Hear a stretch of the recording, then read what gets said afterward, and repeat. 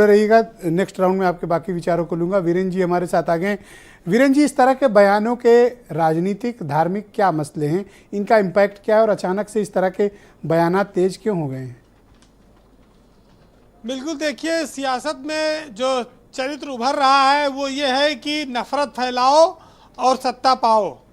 जब इस तरह की सोच अगर नेताओं की हो जाएगी तो वो ना तो धर्म का सम्मान करेंगे ना इंसान का।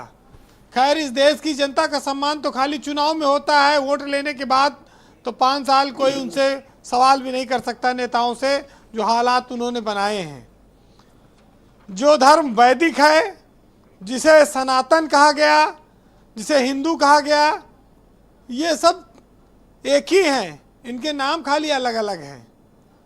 और तमाम इतिहास में, तमाम काल परिस्थितियों में ये अलग अलग नाम से पुकारे गए, लेकिन वैदिक, सनातन, हिंदू इस देश में एक ही माने गए हैं। और उनको आप अगर सिर्फ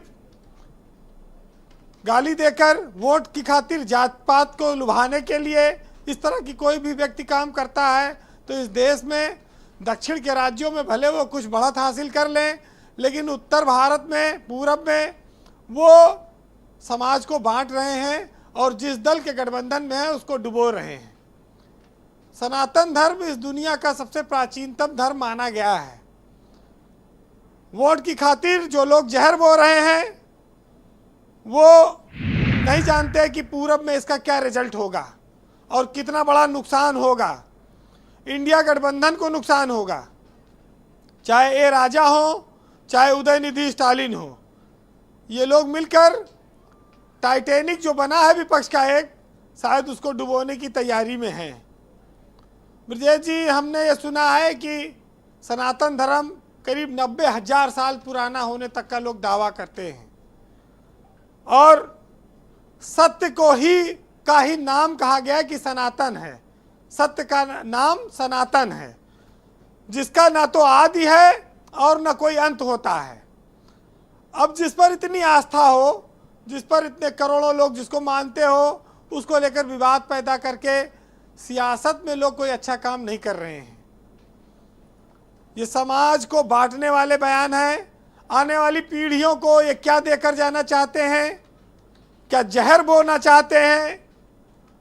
धर्म जो हमारे लिए आस्था का विषय है, किसी भी व्यक्ति के लिए उसका धर्म उसके आस्था का विषय है, उस पर चोट करके, नफरत फैला के ये सियासत एक गंदे रास्ते की ओर जा रही है। इसमें हासिल कुछ नहीं होगा, सिर्फ और सिर्फ बंटवारा और नफरत ये मिलेगी। लोगों की चाहत ये बनती जा रही है कि नफरत फैलाओ, सत्ता हासिल करो, मंत्री बनो, जो मनाए वो बोलो, कोई कुछ कर नहीं पाएगा, कोई कार्रवाई करने वाला नहीं है। लेकिन वक्त सबका हिसाब करता है।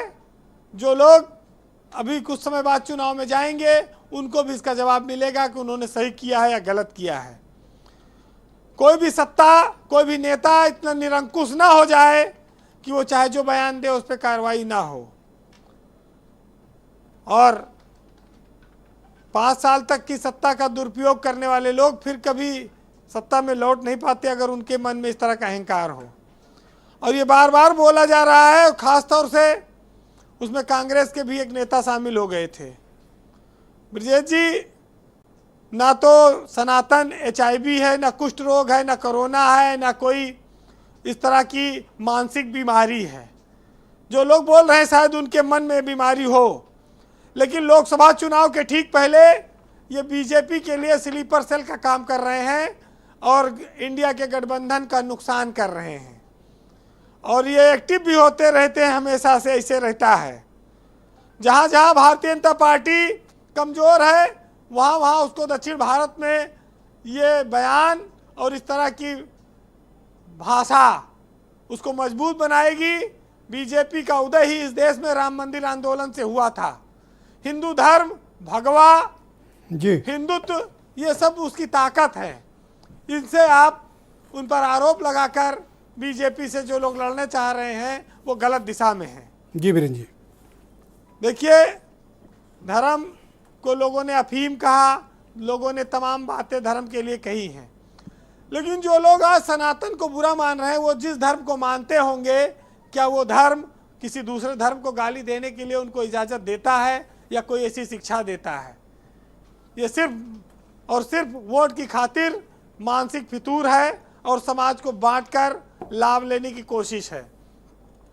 लेकिन दक्षिण की एक चिंगारी उत्तर में और पूरब में कितना आग लगाएगी, इसका शायद उनको अंदाजा नहीं है। ये आने वाले वक्त में पता चलेगा। कहते हैं जब वोट लेना होता है तो पैर पकड़ते हैं, घर घर घूमते हैं। एक साहित्यकार ने लिखा है कि पहले प्यार, फिर दर्द, फिर बेहद नफरत, बड़ी तरकीब से तबाह करते हैं ये नेता हमको। और जिनके अहंकार पुरखों की कमाई पर पले हैं, आज वो हमें नफरत की लड़ाई सिखा रहे हैं। और मुझसे नफरत करनी है तो इरादे मजबूत रखना, क्योंकि जरा भी चूके तो खाक हो जाओगे। बीरेन जी, आपका बहुत बहुत शुक्रिया, धन्यवाद। ग्राउंड जीरो से अपने फीडबैक और इनपुट हमें उपलब्ध कराने के लिए आपका बहुत बहुत धन्यवाद।